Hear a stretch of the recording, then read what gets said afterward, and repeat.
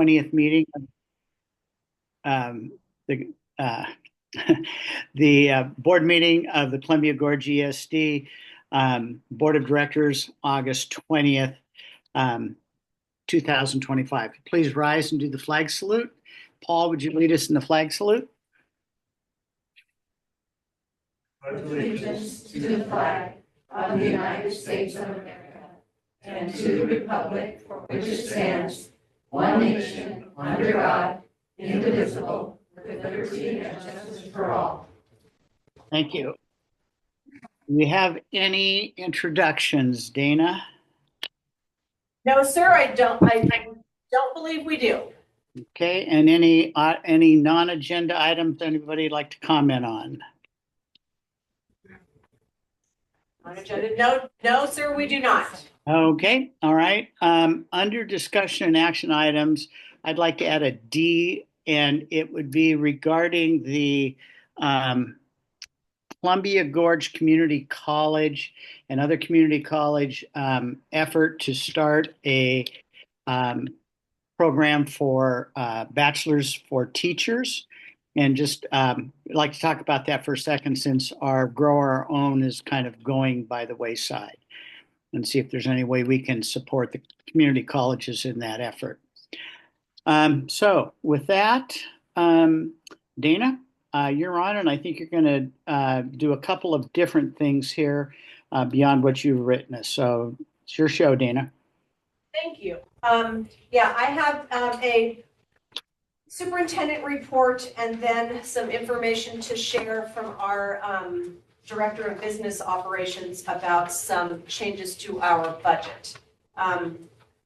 So this last month, you all are closely associated to what happens in schools in August. It's been a very busy month. I had the chance to attend a COSA conference a couple of weeks ago, along with a few members of the ESD, particularly around artificial intelligence and how that is changing the landscape for education.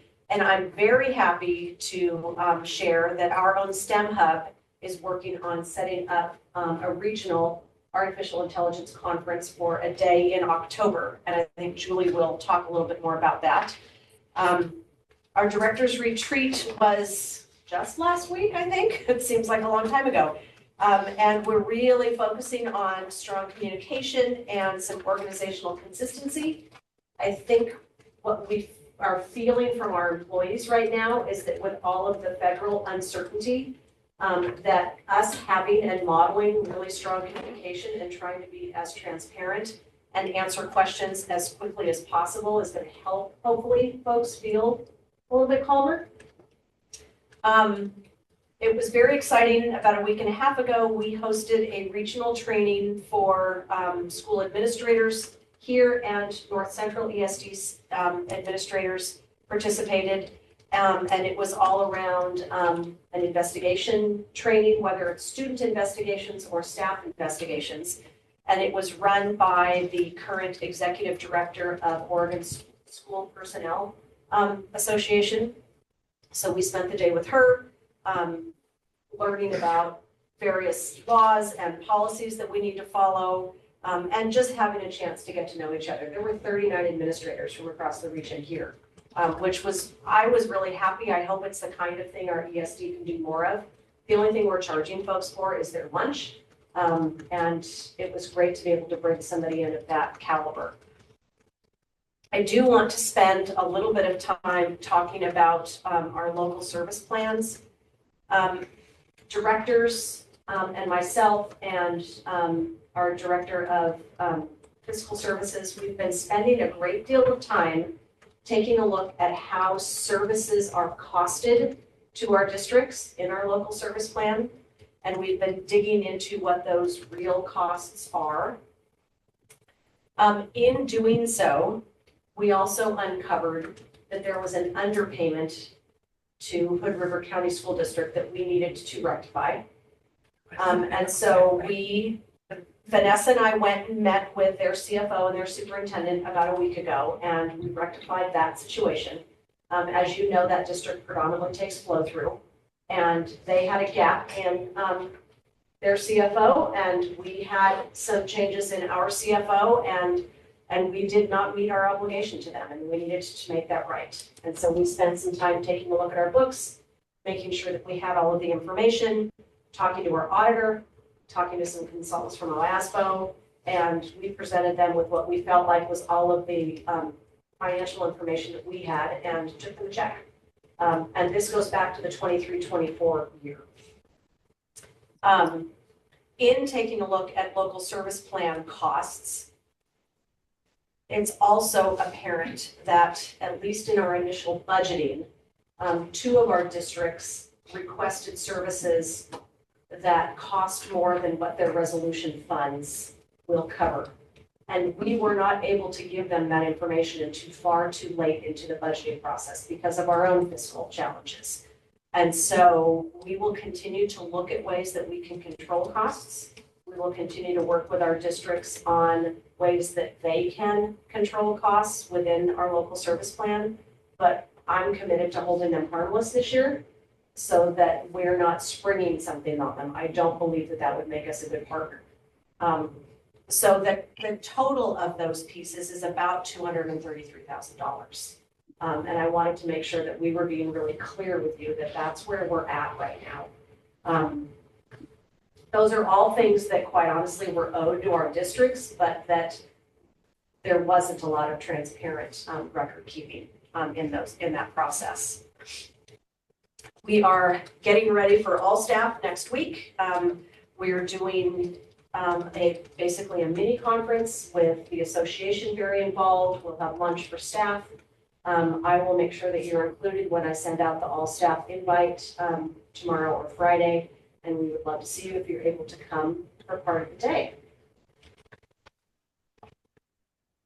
So that's my superintendent report, but I also have information to share from Vanessa. And as the budget officer, I believe that I need to be able to present this information to you. And Susan, they have this sheet also. Okay. You all voted on a budget in June.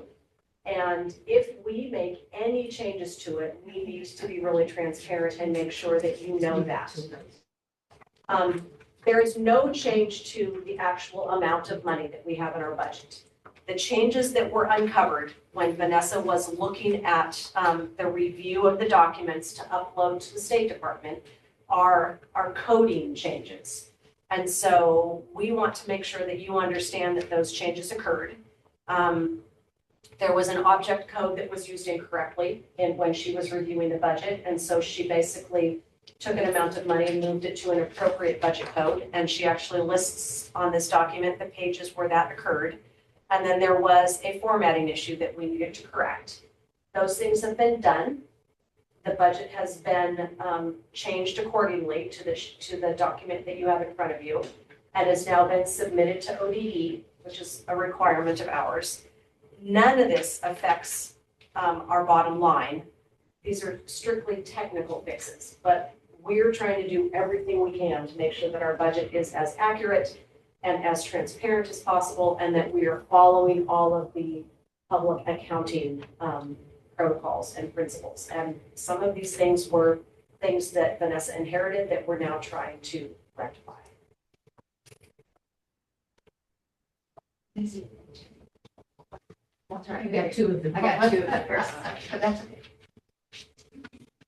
Thank you. So, Dr. Nelson, do you have any questions? No. Have we had an update, though, on our federal funding, specifically what migrant education, what that's done, where you are with that? I'm not sure. I think as of our last meeting, we were still up in the air. So at this point on July 30th, that 5 grants that were termed as being under review were all released.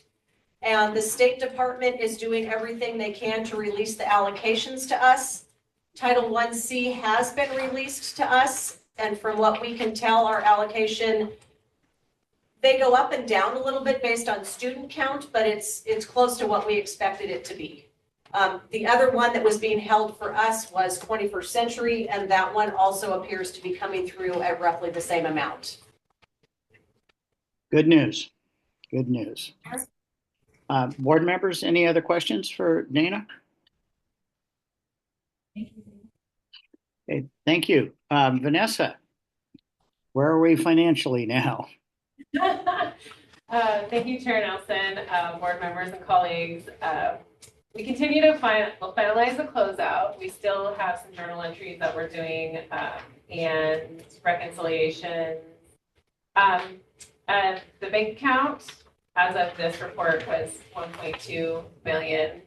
I also provided detailed balance sheet.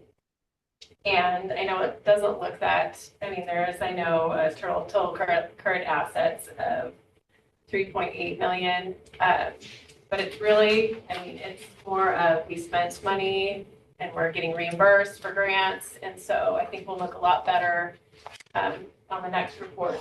But overall, we continue to reconcile and all outstanding payables. This is not debt we owe or anything like that. Some of our payables have been processed and we're just moving forward. So I think we're looking good. I'm feeling better about how our team is working. But do you have any questions? Just a tiny one. Sure. I thought parentheses meant negative. What was that? Parentheses, that meant negative. It does. So we're really, And that's liability. It's not actually like, this isn't debt we owe. okay. This is not, yeah, we're not actually, this is just deferred revenue and it's more of an accounting. So it's just very clear, just trying to be as transparent as we can. It's coming. money that we need to get. Yes, Okay. yes. But kind of to be announced. Yes, so Okay. we're Okay. yeah, You got yeah. Yeah. It We just- could call it Vanessa's pocket change. it doesn't look good on my report, but I promise, we're But doing, you we're doing. accounted for it very nicely. Thank you. Since you're an account, that's the big thing. Thank you. Okay, and thank you, Vanessa, and congratulations again on being selected to go to the Emerging Leaders National Conference and the National School Business Officials Convention. So quite an honor and congratulations. So keep up the good work on all our numbers too. Kip, you're up next. Good evening, Chair Nelson and board members and colleagues. I'm glad to be here. We are kicking off the new year. We are hiring in the early learning department for substitutes. We have 2 applicants right now. We're currently onboarding 5 nurses to the health services team. And then we're supporting open enrollment, which kicked off August 15th and ends for us September 5th. And we're also supporting in-service, which is August 28th. And the lunch is at 11:30. For now, it's in the park, but if the bees keep attacking food, we may move it inside. But it'd be a pleasure to have you all join us for that. What's the date again? Thursday, August 28th, lunch is 11:30. Temperature on Tuesday is forecast to be at 94 here. So, yeah. And the bees I tried to have lunch out there and it just doesn't work out. So we may move it upstairs, but we'll let you know. And that is my report. Happy to answer any questions. Great. Thank you. Any other questions from the board members? Okay, we have 2 department reports today. Most everything else has just been nothing of significance. So I think we're going to start with Julie, and she's got quite an extensive report on the our STEM program that's been doing great things. So Julie, you're up. And I think that the report is attached to the end of the agenda. So I don't know how you're going to approach this, Julie. Actually, I sent Susan a PowerPoint just to help me with some talking points. But thank you, Mr. Nelson, and the board. I think, did we show there at all, or Just trying to locate it. okay? Thanks. Well, I'll go ahead and just kind of get started. I think as we move into a new year, into August, I love this time of year for the STEM Hub department to reflect upon the work that we've done. And so every summer we work on an annual impact report. And this report details the work that we've accomplished over the course of a year. And it started really as a means just to make our reporting to the Oregon Department of Education a little simpler for us, but it's really become a highlight of our year, not only for our team to reflect upon the work that we've done, but also to share that with our partners, to share that with you, and to share that with our community, because what we do involves so many other people. So, Susan's in there. I don't know if it'll show up there. Well, I'm just on the second slide, but I think it's important to note something in the beginning of our report. We spent a lot of time detailing, oh, there it is, how the STEM hubs are really tasked with being a collective impact organization, and that means that we have to seek out our educational institutions, our community partners, and industry. I'm on the one right before that. Having a mind. Oh, that's okay. There we go. Oh, there it is. Oh, one more before. Slide 2, or there you go. And so we always love in our report to really emphasize what a collective impact organization means and how we don't do this work alone. It's not our small team of 5 that are doing this work, but we want, and we include this in our report and also our website, all of the partners that donate their time, their energy, their resources, their funding to meet the mission of ensuring that our students have exposure to quality STEM experiences and that they, give those opportunities to see themselves in those careers and bring that back to our community and help our community with just economic prosperity, but also the future of the young ones that we get to serve. So that's in there. In the first 2 pages kind of detail just a little bit of kind of the background of our STEM hub. On the next slide, I took all of that information and actually report this to the Oregon Department of Education every year, but they want to know how many educators participated in our professional learning, how many hours, how many districts were represented. And so last year alone, 349 educators participated in some of our professional development, and that's non-duplicated. So it's not like if you went to 10, you get to count as 10. It's really 349 educators participated, and you can see their cumulative hours. And we also report to ODE funding that is not given to us through the Oregon Department of Education grants. So last year we raised $284,705 to support our programs through investments in kind and partner, sponsorships. We have 4,056 volunteer hours. I don't have specifically how many volunteers those are non-duplicated, but our community has donated over 4,000 hours to some of the programs that we support. And then we also track the hub-sponsored students, actual how many students participated, how many hours of programming, and our students in our region got over 202,000 cumulative hours of programming offered by all of the organizations that support the collective impact of the Clubboard STEM Hub. So That's amazing. yeah.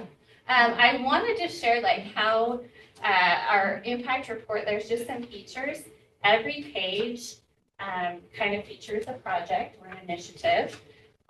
On the heart, you can see we always want to highlight the partners that participate. So you can see for our early STEM, we have East Early Care STEM Labs out of Tennessee University. East Tennessee University supported us, Four Rivers Early Learning Hub, and Child Care Partners with our early STEM.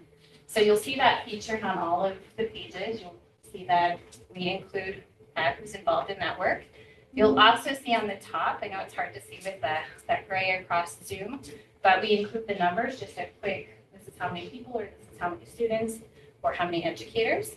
And anytime all of our projects, we're always collecting not only feedback, the numbers, that quantitative information, but we always are gathering feedback from our participants. And so you'll see throughout the report different quotes and information, just collecting that true anecdotal experience from those that are participating in our programming. So there's a quote from Brittany out of South Bosco, her experience in one of our professional learning for early STEM. And on the bottom of every page, we include who are our funders, who are our partners, and what our plans might be moving forward. So we love that we can, now celebrate also 4 Rivers Early Learning Hub and different partners in the work that we collectively do together. So you'll see that kind of copied throughout the report. I pulled a few things. I really just want to acknowledge my staff and the work that they do. And I really wanted them to be here tonight, but with short notice, I didn't have time to gather them to present. And I tried to imagine if they could present on a project they felt, really spoke to them or they were passionate about. I tried to pull that. And in the future, I'd love to have them come and present. But this is our impact page regarding artificial intelligence and computer science. And Jennifer Hart, our STEM Hub coordinator, coordinates the work in this space. And throughout the years, she supported teachers in online learning in digital literacy and AI. She worked alongside Columbia, the REN on an AI book study. She presented at Duke for School District, and we also supported some training in North Central ESD in conjunction with the Oregon Computer Science Teachers Association to train those teachers in AI. What's really exciting, and Dana kind of alluded to this, AI is transforming education.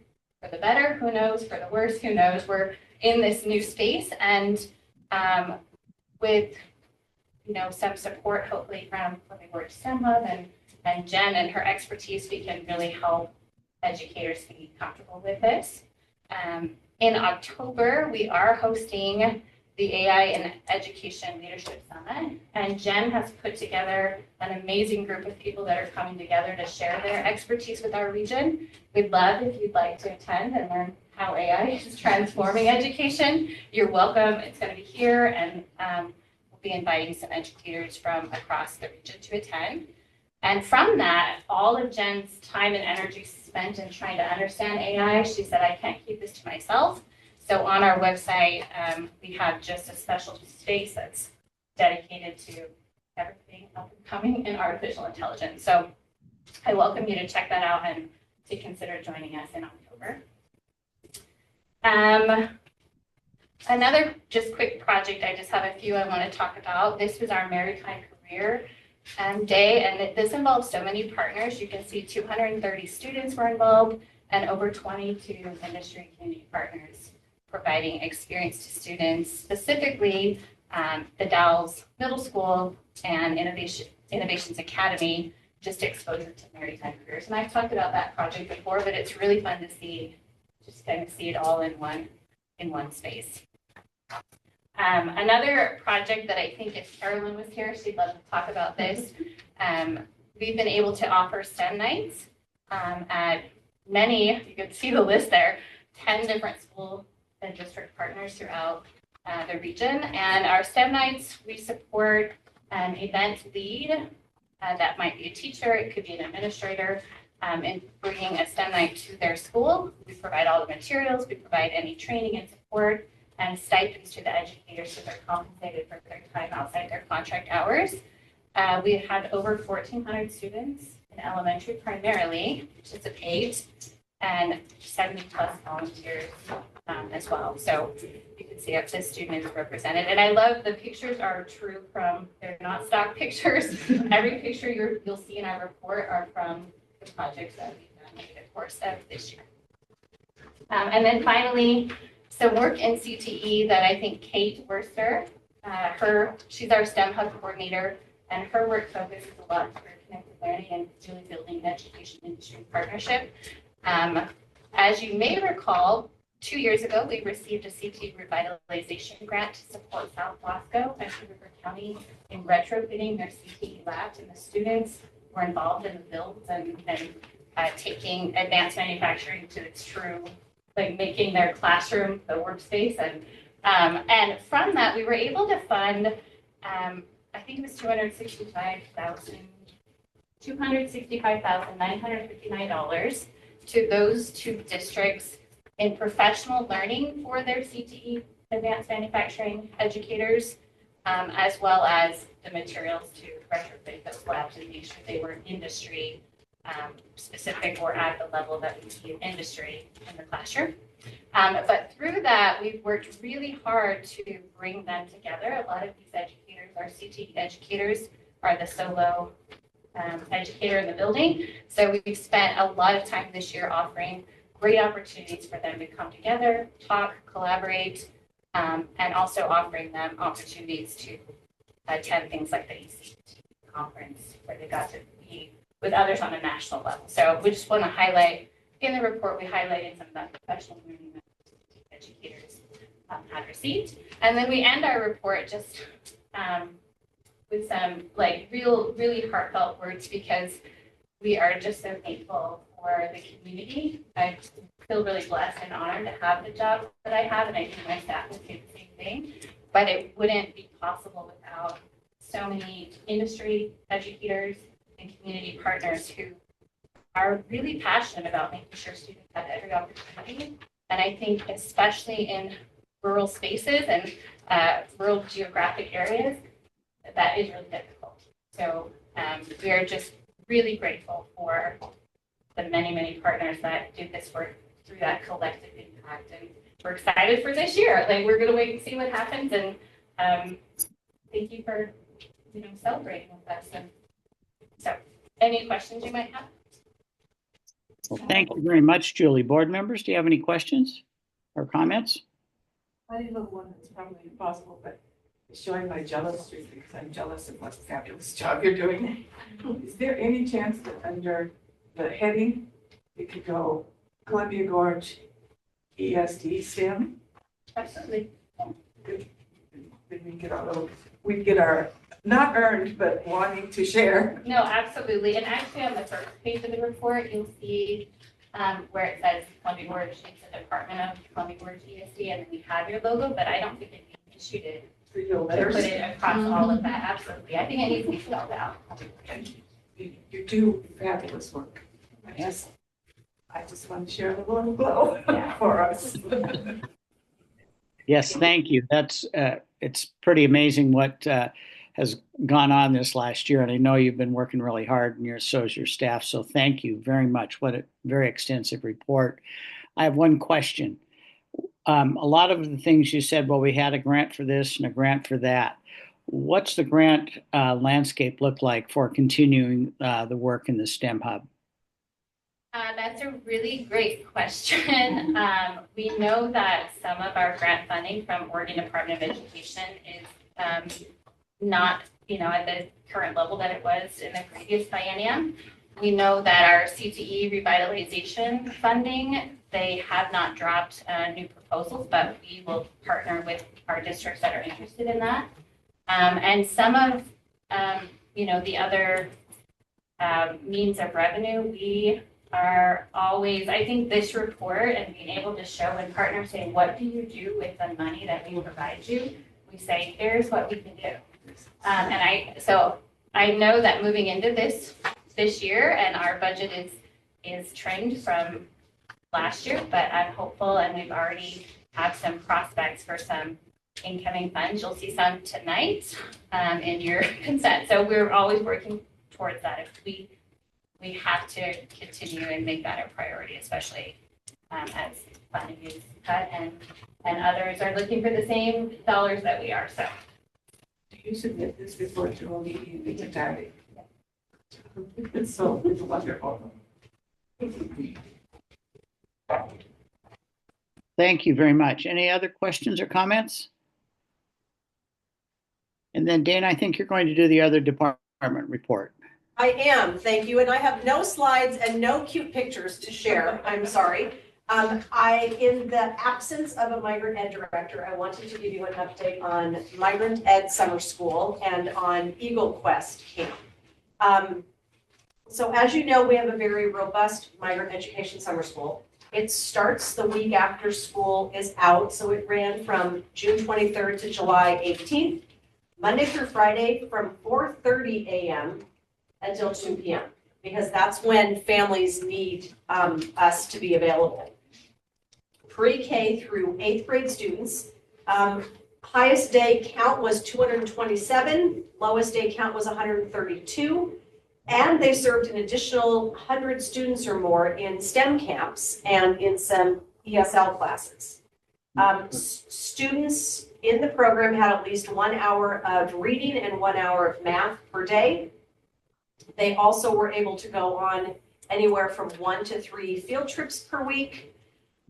The staff, they had quite a few fully bilingual staff members and also had a binational teacher from Hidalgo, Mexico that was here for the time and worked with students on teaching Spanish, focusing on art and dance from her region. One of the interesting things, though, is that in the summer, we actually up how much recruiting that we do. We typically have 1 recruiter that works all the time, but we send 2 out during the summer. And Kip, correct me if I'm wrong, last year they identified about 450 new students, and they hadn't finished all of the qualifications for recruiting, but this year the number was down in the low 300s. That is correct. And so we're seeing a real difference in families feeling like they can travel to the region. And this program in particular is funded based on a per pupil count. And we heard of at least one migrant ed program across the state that when funding was threatened back in June, they shut their summer school program, which is going to significantly impact their programs moving forward. Our recruiters continue to work, continue to meet families in the camps, continue to try and talk to them about the services that they could receive. And I'm very glad that we did, because we will be able to show that the funds are necessary. We actually have one of the largest migrant ed departments in the state. We also ran for 2 weeks Eagle Quest Camp, which serves roughly 60 Native American students. And we run that program in partnership with the Next Door. And at the end of the time, their culmination is a powwow where the students have received language instruction. Some of them might have done beading, they make moccasins, they make drums, and they hold a powwow on the last day of Eagle Quest Camp. Both of those things ran here in North Wasco and out in some of the camps, and concluded the end of July. Is that language instruction? It is, yes, That's wonderful. yes. Yeah, I have a Meals on Wheels route that takes me along the side of the middle school, usually 2 or 3 days a week. And I love seeing that field by the middle school full of all different ages of kids. And they just looked so engaged and so animated in it. I was very proud to know that we had a part in that, you know, and having those kids have something really productive and exciting to do. Right. And we partner with the Discovery Center, and so there's lots of great field trips that go on during that time. They provide a lot of that field trip education component. And we hired someone from North Wasco School District as the administrator to oversee the programs. And you hit the normal bumps and lumps that you do when you're serving kids and kids that don't know each other and things like that. But overall, I feel like it's extremely successful, and it very definitely meets a need for the kids and families that are coming here, particularly from out of the area. If they have an IEP, then they can present us with that, and we make accommodations accordingly. We had a nurse on staff, and so as much as possible, we're running it just like a summer school, but we're also adding the component of making sure that they have someplace to be at 4:30 in the morning when their parents are going to work. And my hope is that in September, I'm able on the personnel report to share an interim director position that we hope to have filled by the September 14th. And wasn't it a little more complicated this year because it was also the Red Cross Center for the Rowena and the Bodine fires? So yeah, yes, it was. North Wasco School District was great about providing us with solid communication, but parking was a little bit of a challenge at times because it was also the evacuation site. Always something. Thank you very much. And I just want to thank for all the reports, and I especially want to thank you, Dana, and Vanessa, for really trying to get our budgets correct and being as transparent as you can be with our constituent districts. That's the only way we can continue to build trust. So thank you for being for those extraordinary efforts. So I appreciate it. Any other comments, questions on information items and presentations? Hearing none, do I have a motion to approve the consent agenda?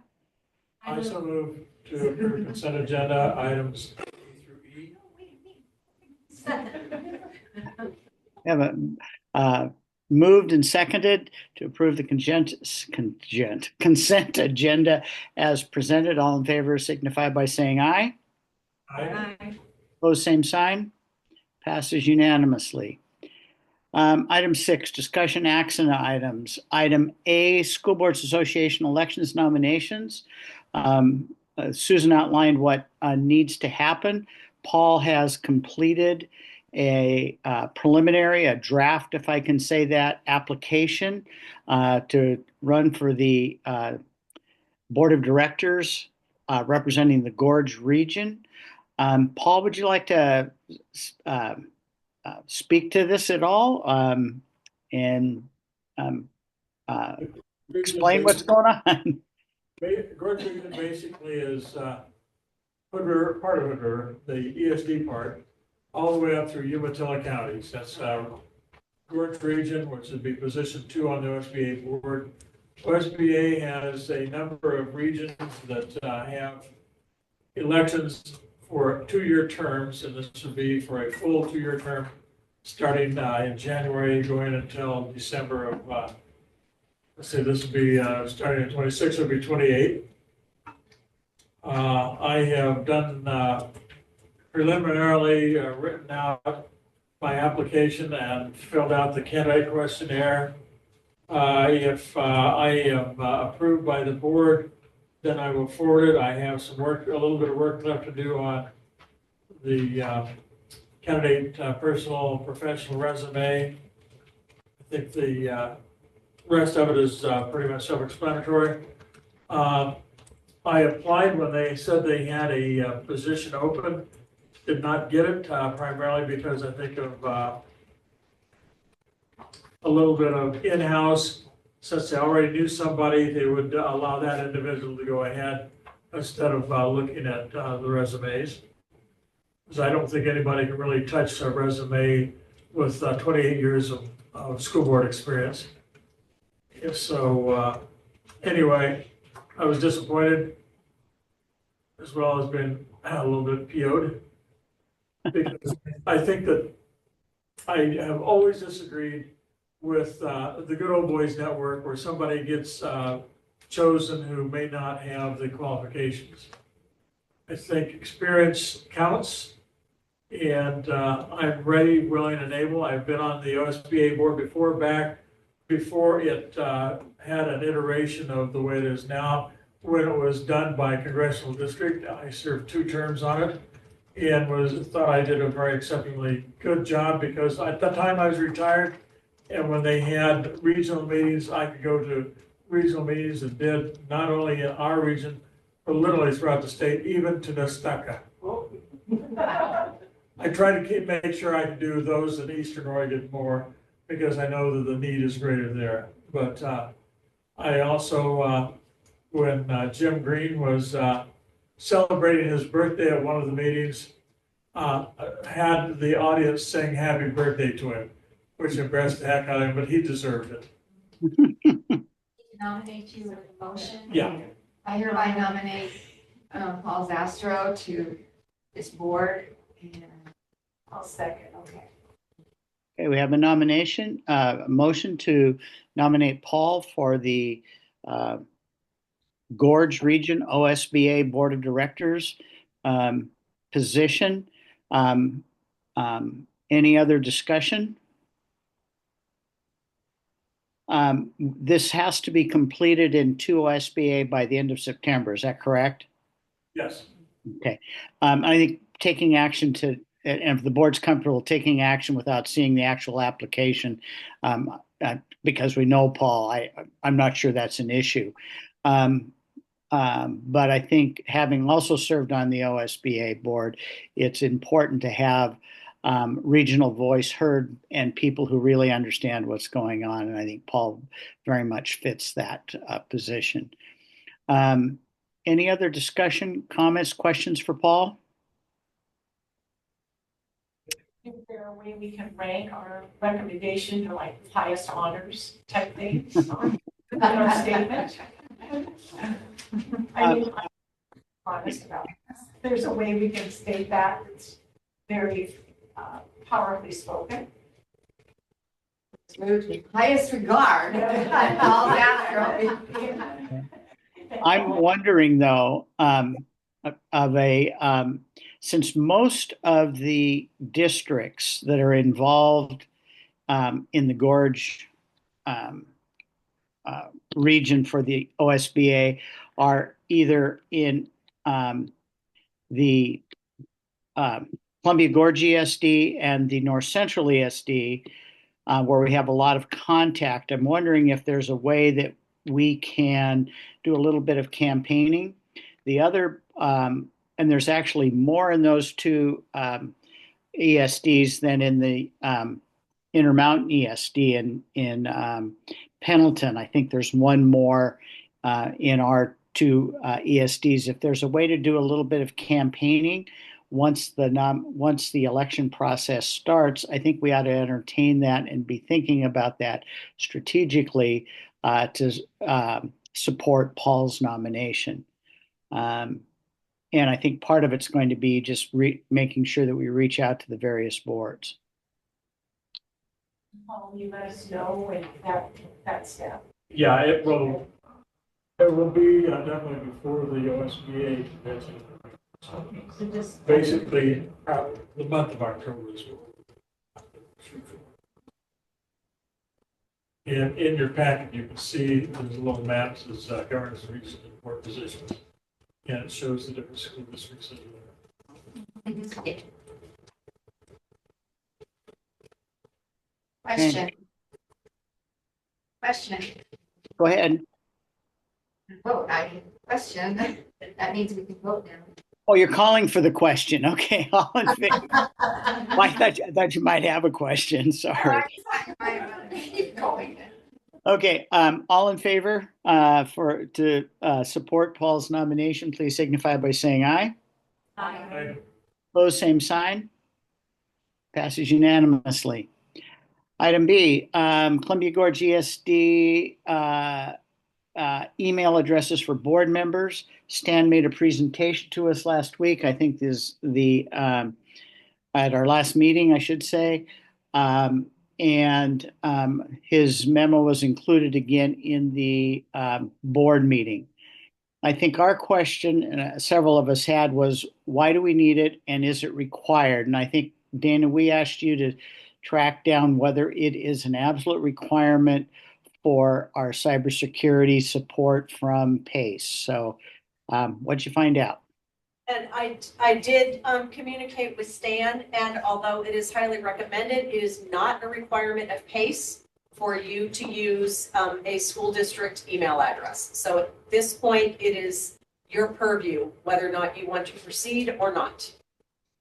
At the last meeting, I think three of us raised the concern that we didn't want another email. And that was Paul, Stacy, and I assume Paul and Stacy, you haven't changed your opinion. I have not changed my opinion. No. And we haven't heard from Stephanie, Susie, and Diane. What's your druthers? I'd rather that we have ESD. Isn't there a way to connect ESD to your? There is. You can, so that it's, so it, you would still only be dealing with looking at one email folder. But we would make our technical staff more comfortable, and with all of the pressures that they're under as far as making sure that we're in a secure environment, if there's something else that we could do that would help them to feel more confident in the protection of our networking system. I'd appreciate that. Okay, is that Stephanie? It sounded like Stephanie. Yes, sure did. Yes. So if I understood correctly, you're saying we could have the ESD emails, but connected directly to our personal emails. So um, Management just component. there would be that interface, which happens elsewhere. Is that what you're saying, Stephanie? That was a side one that mostly was the security side of it. But yes, that was one of the many things I said. I agree with Stephanie. I also agree with Stephanie. Is that Diane? Yes, and that was Susie before. Susie. And what did Susie say? I'm sorry, I missed that. That I agreed with Stephanie. Okay. So three of us do and three of us don't. So what I guess we need to know, and this goes back again to Dana, whether or not if we have district emails that those would be tied to our personal emails. So even though we have a district email, we're not really using it. It's coming, the messages that come to us come via our regular emails. Does that make sense? It does, and I will talk to Stan, and if we're okay tabling this, we can bring it back next month. Good. Okay, hearing no objections, we'll table it till next month. Okay, hearing no objections. Okay, next month, September board meeting will be a short board meeting. We'll have a presentation from some migrant students who went to Washington, D.C. this summer. But the board retreat will be basically following directly the board meeting. So we're going to make it real short and sweet. And basically, what I was thinking for the board retreat, we would review board roles and responsibilities, something we did a little bit last year, but time to bring it back just to kind of revisit and kind of get a better sense again for ourselves what our roles and responsibilities are. And then more importantly, we would start the conversation about taking a good look at the goals and the direction for the ESD. We're in a much different environment than we were a year ago. And part of what we did last year is Dana came out with 3 or 4 specific things we wanted her to address and have an update on those, and we can revisit those again, and then really just talk about expectations for how we go about doing our business, expectations for board meetings, and so forth. So that's my thinking about a board retreat next month, and again, just trying to kind of it's that time of year just to kind of reset some things and to get a good view as we head into the 25-26 school year. And we could just do it right there in the boardroom at the very end of the board meeting. So how does that sound to the rest of the board? You've got a lot of thumbs up, Doug. Yes. Okay, thumbs up. Wednesday? Yeah. I'm Yes. sorry. You're good. I heard it 17th. Was that the date? Yes. Yes. Yeah. Okay, that would follow the meeting on September 17th. Okay. Hearing that, well, Dana and I'll work to put something together along. Well, Stacy, you're going to be gone, so we won't bug you in Central America. So I'll come back the day before. I'll be home on the 17th. will you be in the time zone is the question. Yes, I'll be back in the Dalles by our meeting on the 17th. I was talking more about mentally. Will you be in the time zone? All bets are off. Okay. The last thing, there was an article, I believe, in the Oregonian recently that the four-year institutions were objecting to a proposal by the community colleges that included the Columbia Gorgie Community College, that they would have a program to train and certify and issue a bachelor's, an applied bachelor's degree through their institution.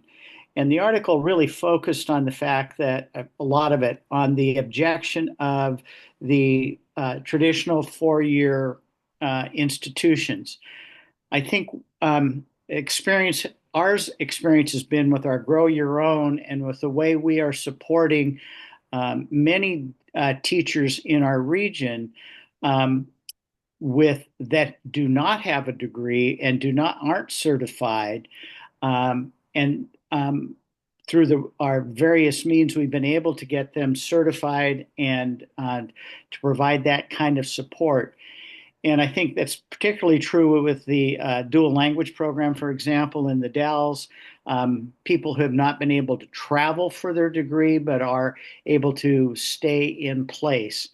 And I'm just wondering if it would be appropriate for our board, if it helps, and if it would be appropriate to send a letter of support for the proposal of the community college. And what I would guess set and suggest is that we'd ask Dana to communicate with with Dr. Lawson at Columbia Gorge Community College and see if that would be appropriate, and if we could then take action and draft a letter of support. So I don't know how the rest of the board feels, but I know the need for, and this has been what's sold the branch campus for OSU in Bend, that people, for example, are place bound and can't travel to the to the main campuses. This would be another way for the community college to really serve a need we do have. And just thinking any way we could help. So I throw that out for a comment, thought, question. I would move then the Dana go forward with working on support for that. I would also add that I know that Eastern Oregon University has had numerous programs throughout what they think is their area, which is literally all of Eastern Oregon, to try to do the same. So it's not new. It doesn't have to be done by a four-year institution. It can be done, I think, just as readily by assisting in local school districts with Grow Your Own, as well as with the SDs assisting community colleges. I think we need to do everything we can to encourage people to stay once they're hired. And this seems like something that, you know, in the place of Grow Your Own, maybe, or in addition to it, if we get lucky down the line, seems like something that we should support. Last month when we met, I believe a big concern was our Grow Your Own program was seemingly dissipating. And I feel that this is absolutely a must. It's definitely crucial, and especially where we're located, and and it'll help build a college too, which is a plus plus. I'd like to also point out an obvious that it is 2025, and why should we be tied to the models that served us 100 years ago?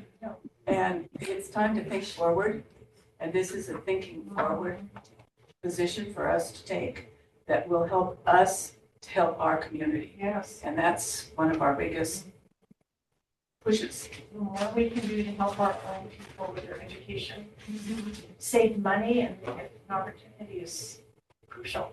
Make it easier to find substitutes. Yes, and I feel like once we get this in place, maybe we can move on to getting some kind of special ed certification. Thank you. Thank you. Yeah. Locally. So you have a bunch of yeses, Doug.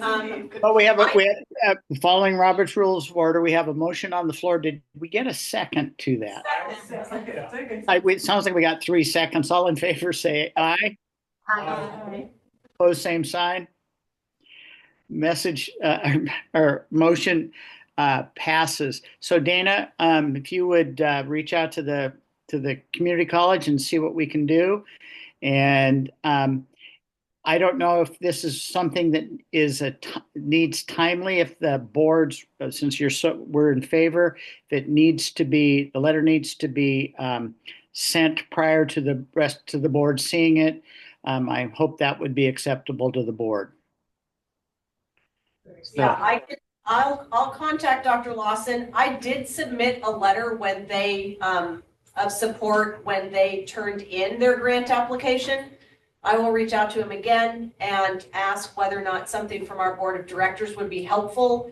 And we could always work on something, Doug, that then we could get through DocuSign if we needed to get something done quicker. Sure. And I don't know if this is a topic for other ESD soups, but in other parts of the state, because it may not affect them as much as it does folks like us in rural areas. And I know that the community colleges in the heart of higher ed, like in Albany and Lane County, probably may not have the same, quite have the same level of angst that we might. So. I don't think it should be the semi-full employment opportunity for your universities either. It was also interesting to when you read the article about a lot of people who are place bound seek training out of state in the Western Governors College and in Grand Canyon, and those folks don't tend necessarily, once they're employed, tend to stick around. So we want, once we get people trained, we want them to stick around. So I'm very much in favor of this. So great. Well, thank you very much. Danny, you've got a little bit of work to do. Informational items coming up. Well, we already heard one, the annual report. And then again, Wednesday, October 1st, the OSBA fall regional meeting, board member training at 5:30 and dinner at 6:30 for the fall regional meeting. And anything else for the good of the board and the organization? Hearing none, meeting stands adjourned. Thank you. Nice to know.